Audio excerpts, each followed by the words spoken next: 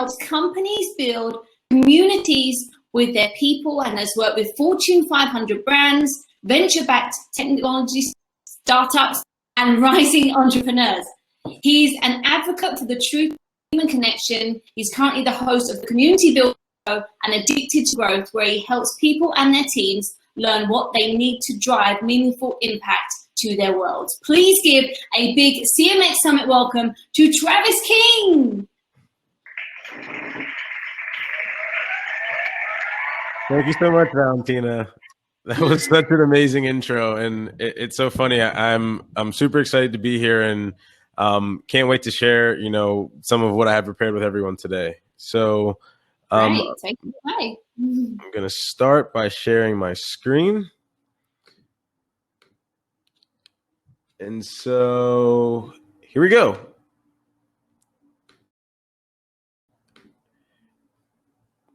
Can everybody see? Can we get a quick one in the chat if everyone can see the slides okay? All right, cool.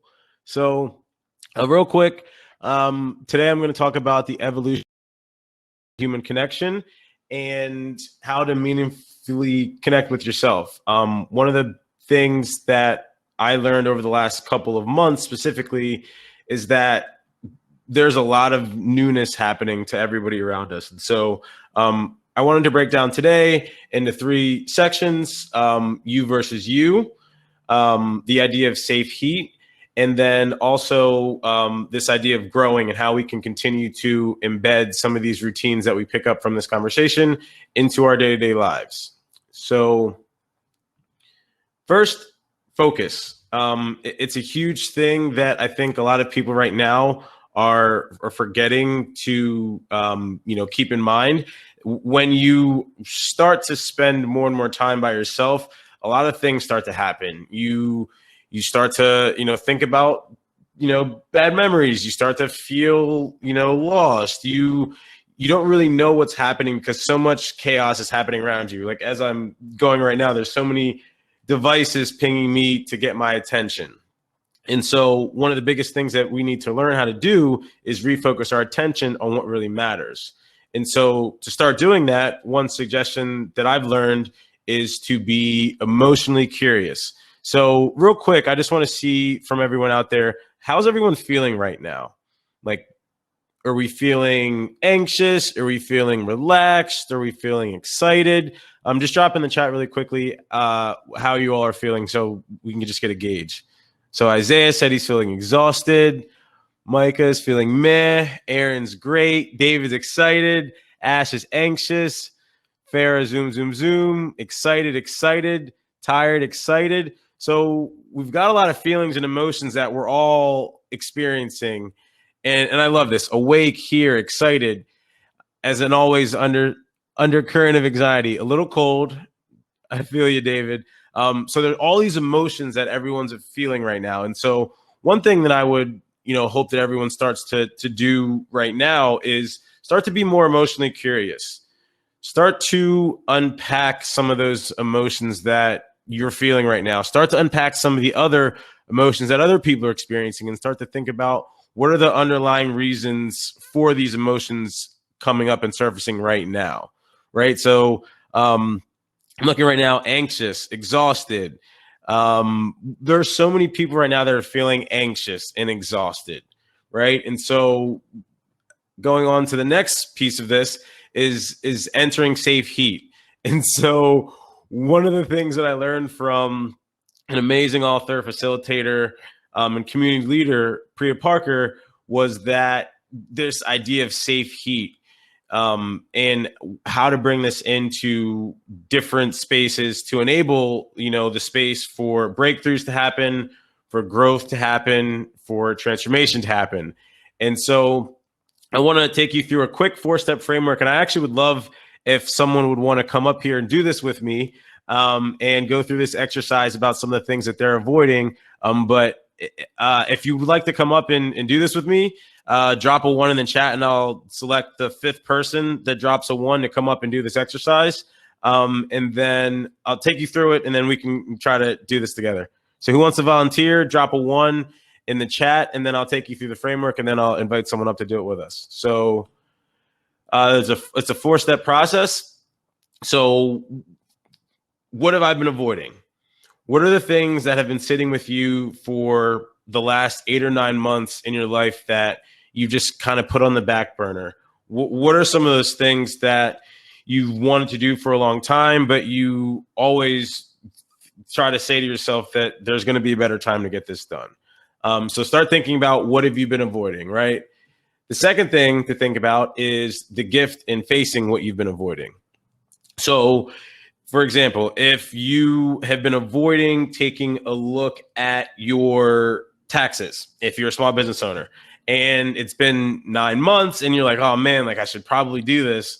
Like, is it a good thing that you should take a look at your taxes? Because maybe it could help save you some money to then, get that thing you needed.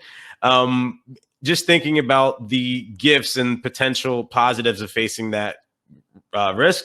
And then thirdly, what is the risk in facing it?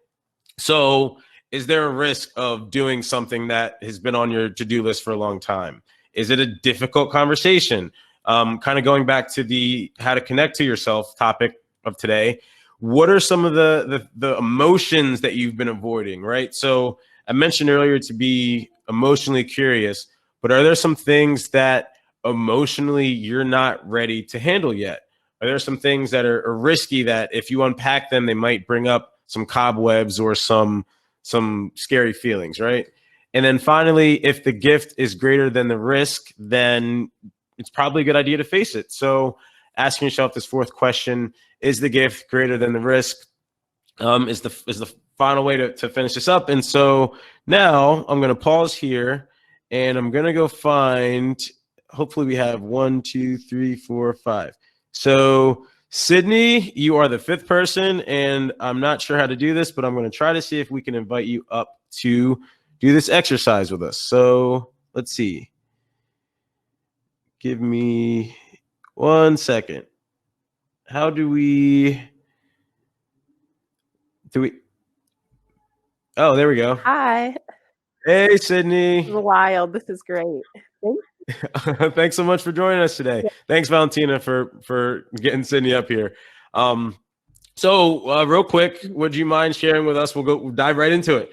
Okay. What have you been avoiding over the last couple of months? Yeah, I think for me, I have been avoiding really sitting with myself and refinding joy professionally, specifically, and just feeling like I'm not necessarily finding it in my work, but just kind of staying there because it's the thing I know. Got it. So it's just it's finding a way to sit with kind of where you're at, and you're just kind of like, you feel like you're in limbo a little bit. Yeah. Got it. So okay, so you feel like you're in limbo. You've been trying to figure this out for a little bit. What would you say is the gift in facing this reality that's in front of you? Like, what's the gift of making a decision to work through this right now? I think the gift is really finding that joy again. And I think there's also a gift in the potential of being happier in a space that's where I currently am.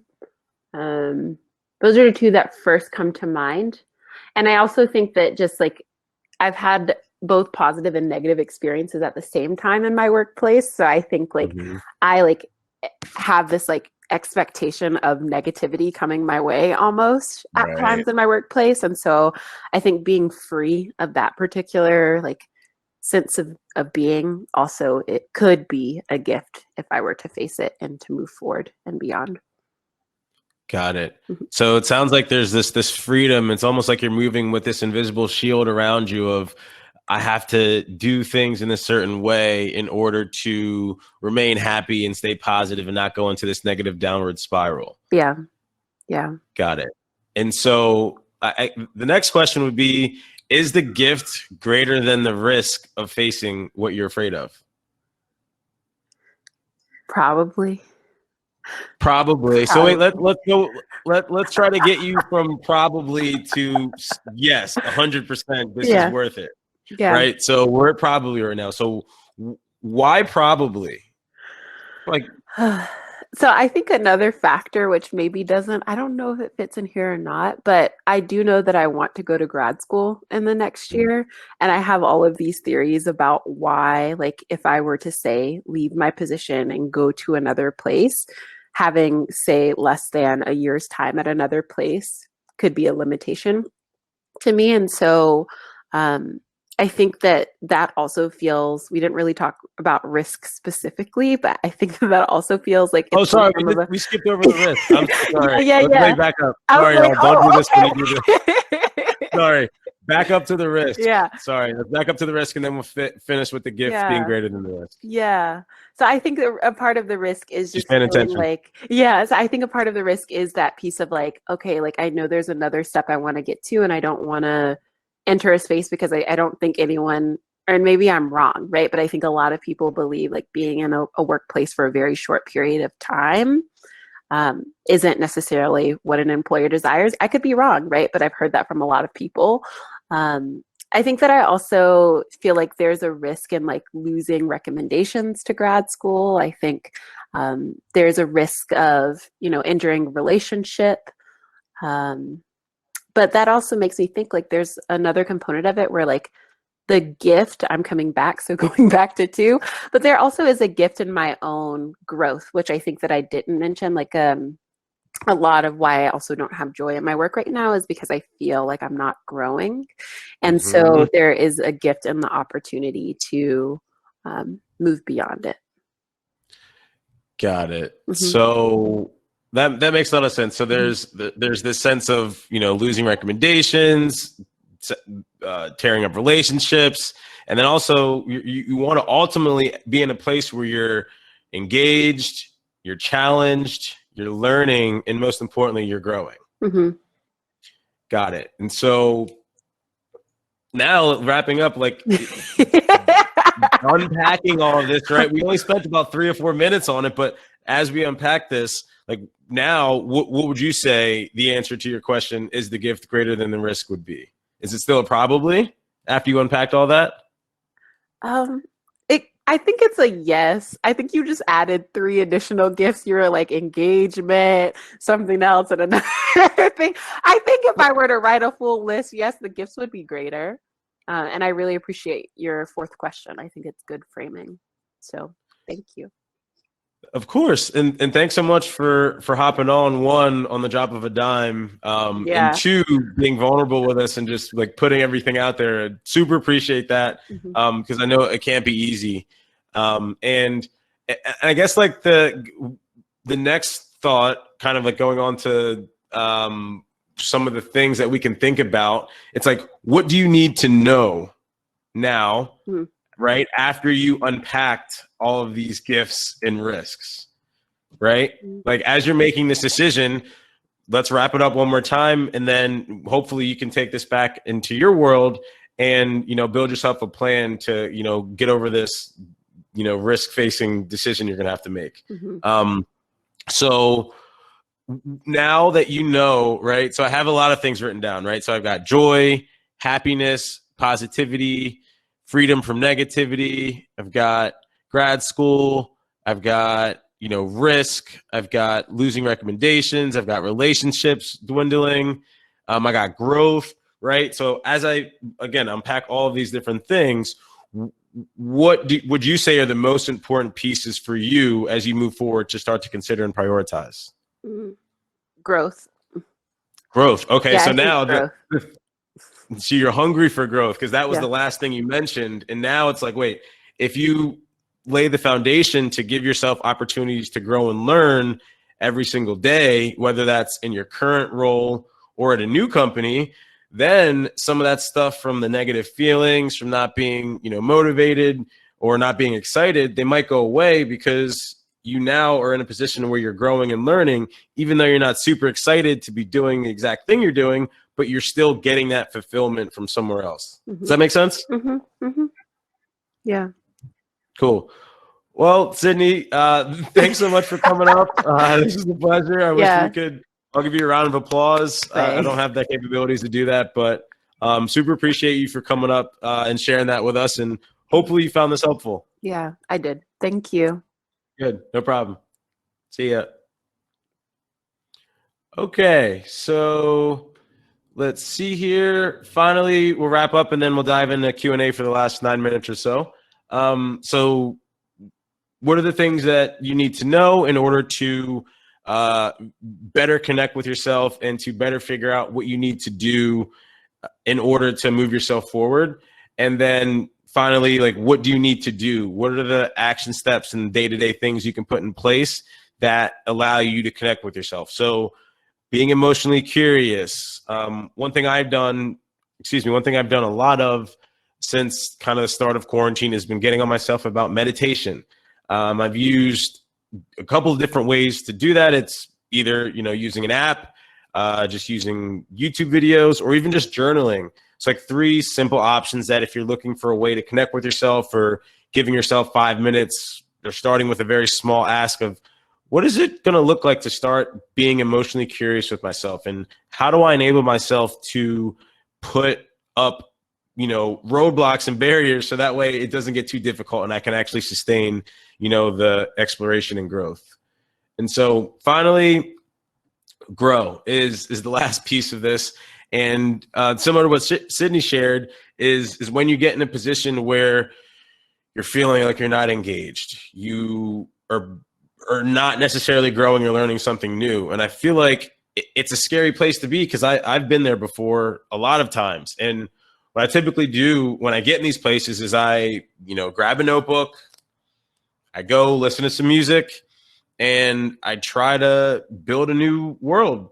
I try to figure out what is it that I need to learn and equip myself with to enable me to A, capitalize on the opportunities that are in front of me, and B, not to be broken down by all of the crazy unrest that's going on around us. And how do I stay true to myself and my goals and my values and my mission? So with that, thank you, everyone. That kind of wraps up the quick presentation, and I want to open up the floor to some Q&A for the last 7 minutes or so. So hopefully everyone found this helpful. The safety exercise, I find it super helpful to kind of bring things into my days, and hope you guys got some value out of this. So anyone have any questions, feel free to drop them in the chat, or if anybody wants to come up again, I'm happy to do some quick Q&A with anyone out there.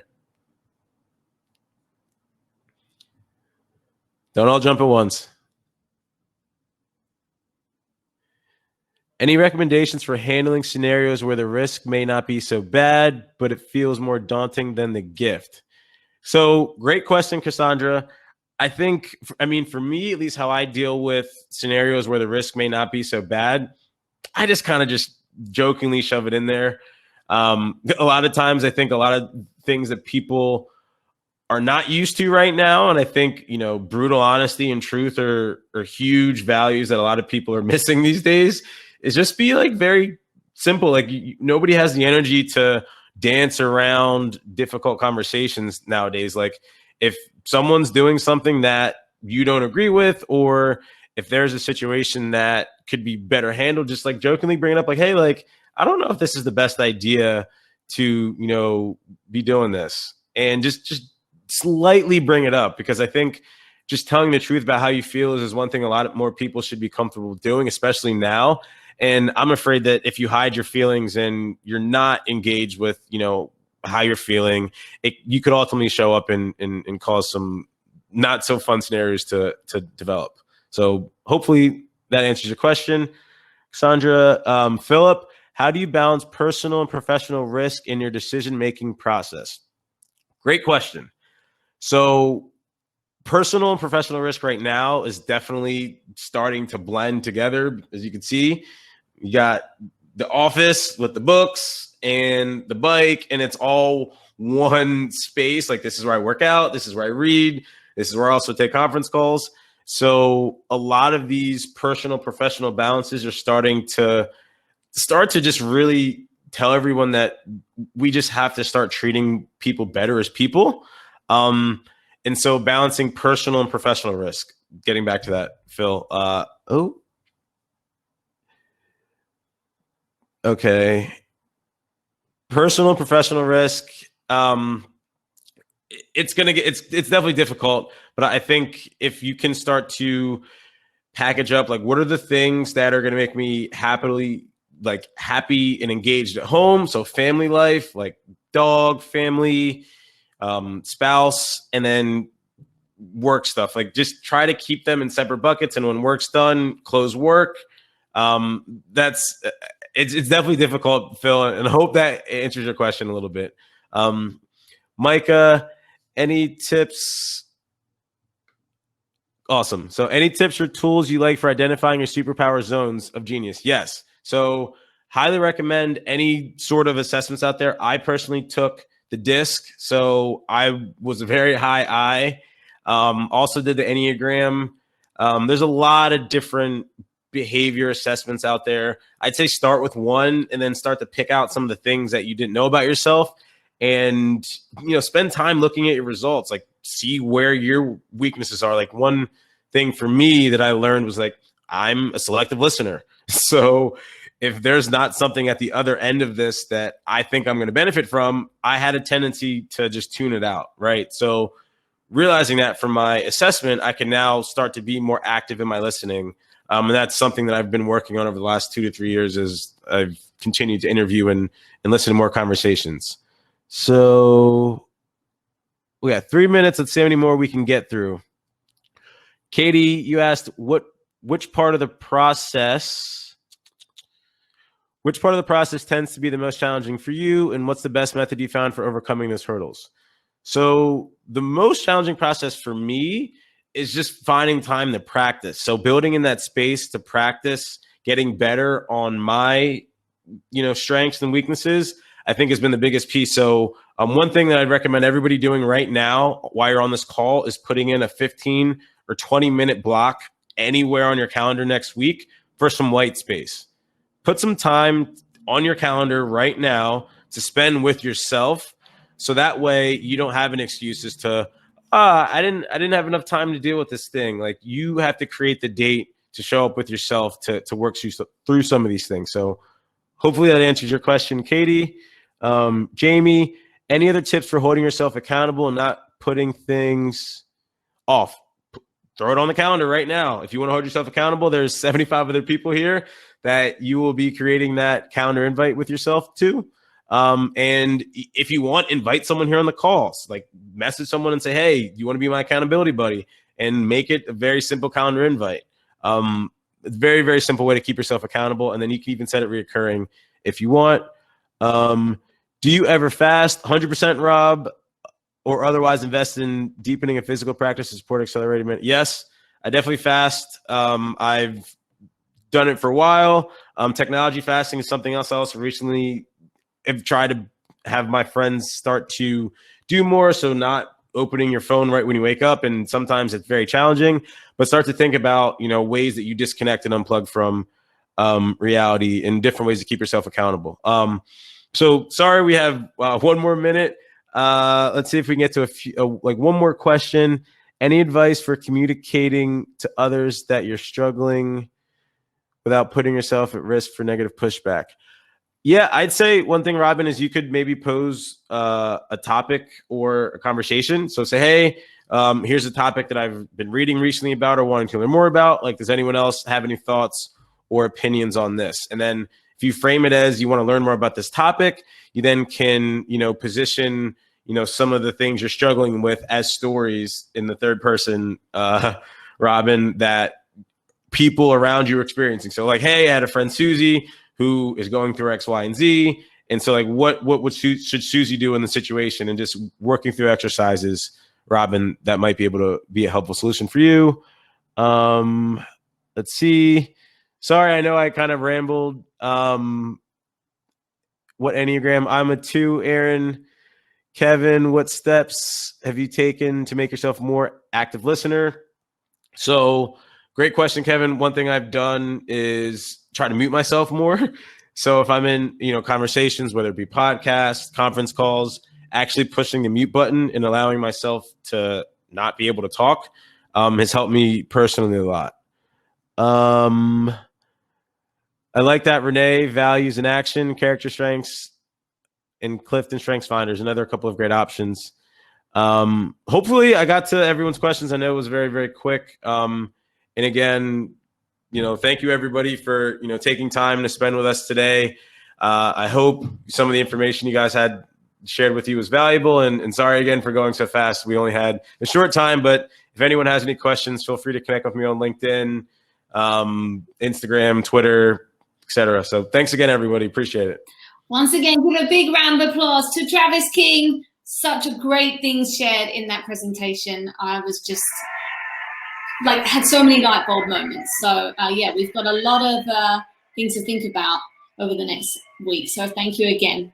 All right, we're going to be back in just a few minutes with our next speaker. Remember, if you want to see where the agenda is, just click the agenda button at the top. Top tip, have the agenda open on a separate tab, and that way you don't have to come out of sessions and miss anything on the way. Thank you so much. I hope you have a wonderful day. Thanks, Valentina.